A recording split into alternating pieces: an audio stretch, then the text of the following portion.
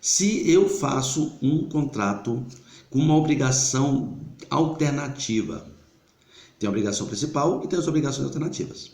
Se eu não conseguir atingir a alternativa, a obrigação principal, eu vou pagar a obrigação alternativa. Só que nas obrigações alternativas, a escolha cabe ao devedor. Então, eu escolho se no contrato tinha a alternativa, se outra coisa não se estipulou. Então, não pode o devedor obrigar o credor a receber parte em uma prestação e parte em outra. Se eu fiz uma obrigação principal, é aquela obrigação. Se eu fiz obrigação alternativa, é aquela obrigação. Mas eu não posso receber parte uma aqui e parte outra. Porque eu fiz no caso de ausência de uma, ausência da outra. Quando a obrigação for de prestações periódicas, a faculdade de opção poderá ser exercida em cada período. Então, se eu tenho um período de pagamento, fica aquela discussão ali, de fazer ou não fazer. No caso de pluralidade de optantes, não havendo o acordo unânime entre eles, decidirá o juiz, fim do prazo por este assinado para liberação. O que quer dizer isso? Se tem várias pessoas que vão optar pelaquela obrigação, aquela obrigação alternativa.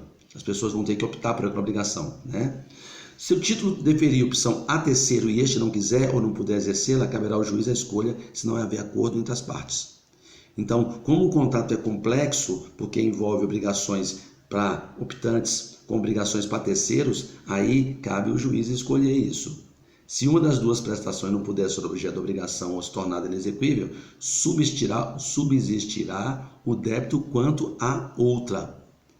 Presta atenção no que o código diz, Se uma das duas obrigações não puder ser objeto de obrigação ou tornar inexequível, subsistirá o débito quanto à outra.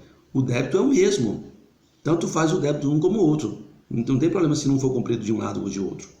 Se por culpa do devedor não puder cumprir nenhuma das prestações, não competindo ao credor a escolha, ficará aquele obrigado a pagar o valor de que por último se impossibilitou, mais as perdas e danos que o caso determinar. Então, se eu tinha obrigação principal, paguei uma obrigação, não consigo pagar a obrigação alternativa, então eu vou responder pela obrigação principal, porque é essa que está previsto no nosso contrato.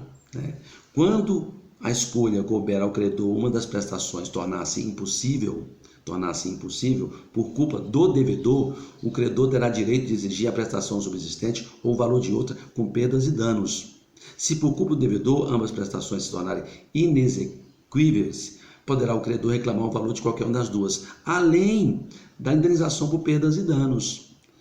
Então os contratos são complexos. Eles não são simples, tá bom? Porque você está fazendo uma obrigação alternativa da obrigação principal. Por isso que é complexo, porque você ia pagar o principal e aí não pôde pagar a obrigação principal, optou para a obrigação alternativa. E aí cabe ao credor, ao devedor, responder por uma ou por outra.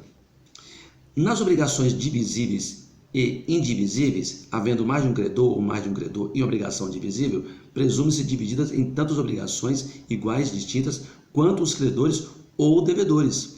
Se eu tenho vários credores e vários devedores com obrigações distintas, eu preciso definir o que cada um deve pagar.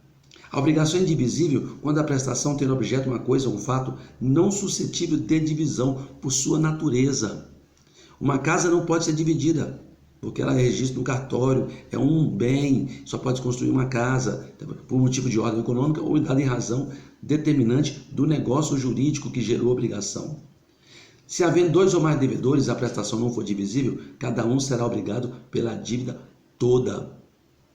Então eu tenho uma obrigação, e aquela obrigação tem uma dívida dividida, mas um vai responder por toda, porque foi dividida a obrigação, mas é um contrato, é uma obrigação, a prestação, porque a prestação não é divisível, a prestação não pode ser dividida, O devedor que paga a dívida subroga-se ao direito do credor em relação aos outros co-obrigados. Se eu sou devedor, paguei e eu tenho outro devedor comigo, eu estou subrogado no direito de credor agora, porque a obrigação era nossa. Eu e ele e meu amigo aqui éramos devedores daquela obrigação, só que ele não conseguiu pagar e eu paguei a integralidade da obrigação, tá bom? Se a pluralidade for dos credores, poderá cada um desses exigir a dívida inteira, mas os devedores se obrigarão pagando a todos conjuntamente, a um dando este calção de ratificação de outros credores. Olha, o direito é lindo, o direito é maravilhoso, porque ele faz de uma forma racional, né? Porque são muitos credores, cada um pode exigir a dívida inteira, mas os devedores desobrigarão quando pagar todos conjuntamente. Então, quando este dá a calção de outro, né? Daqui a pouco a gente continua no nosso curso. Vídeo só de 5 minutos para a gente não se perder. Continuando, tá? Com o direito das obrigações.